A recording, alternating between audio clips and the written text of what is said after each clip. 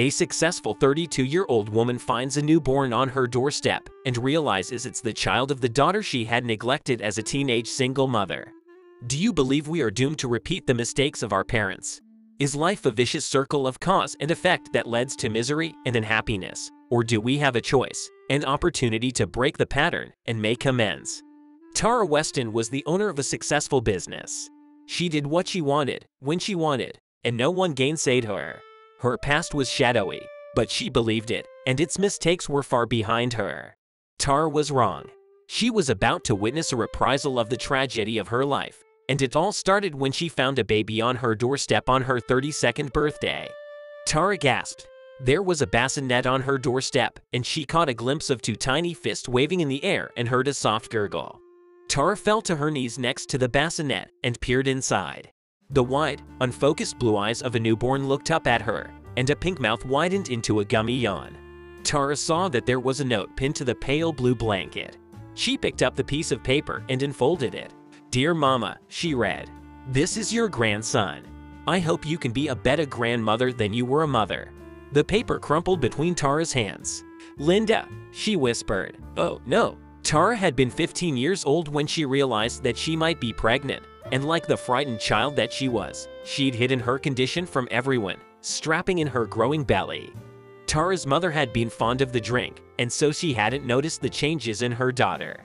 One afternoon, a week after her 16th birthday, Tara collapsed at school, and hours later, she gave birth to Linda. Tara had been unprepared for motherhood, and her mother had been incapable of helping her. Little Linda had been frequently dirty, hungry, and unattended. The mistakes of our past can come back to haunt us. Visiting social workers had often found the baby with a dirty diaper and a chronic rash, wallowing in her own filth while the grandmother slumbered on the sofa in a drunken haze. Tara had been determined to finish high school, despite the child, and any difficulties she encountered were swept away. She was single-minded and graduate top of her class. With her grades, a scholarship at the local college was a shoo-in. In the meantime, Linda was growing up, mostly alone and unloved. As she matured, Tara told herself she was becoming a better mother. She wasn't. As she acquired a better financial situation, Tara showered Linda with anything she wanted, except her time. Soon she hired a live-in nanny who doubled as a caregiver for her ailing mother. Tara's mother had died when Linda was 13, and that was when the girls started to go wild. Tara was stunned to discover that her daughter was sexually active and on the pill. The school's guidance counselor had told Tara that she believed that Linda was desperately looking for love, any kind of love, or its near imitation. At 14, Linda was dating an older boy, a college boy, and Tara had put her foot down. She threatened to have the boy arrested, and when she came home 2 days later, Linda was gone. Tara's aunt, Susan, tried to give her niece all the comfort she could.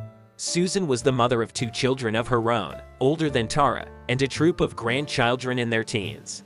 "She'll be back," Susan told Tara gently. "She's just rebelling. It will pass."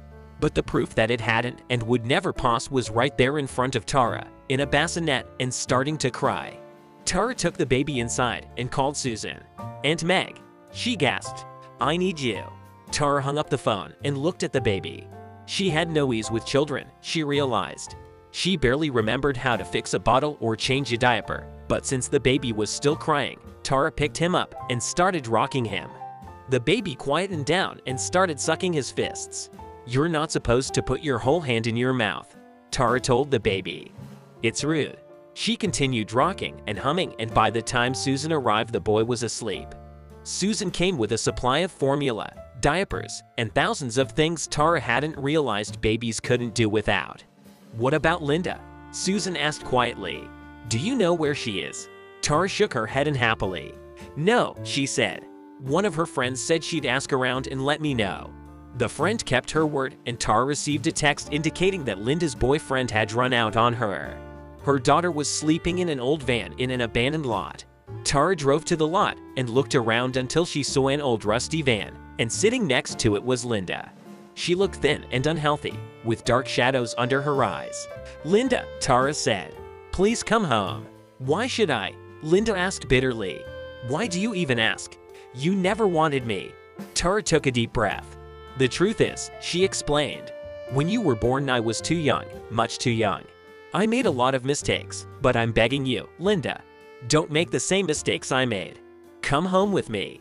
We will take care of your baby, and we will learn to be good mothers together. You don't know anything, Linda pointed out. That's true, Tara admitted. But Aunt Meg does, and she's willing to be there for us. Tara took Linda home, and with Suzanne's help, they learned how to become a loving family.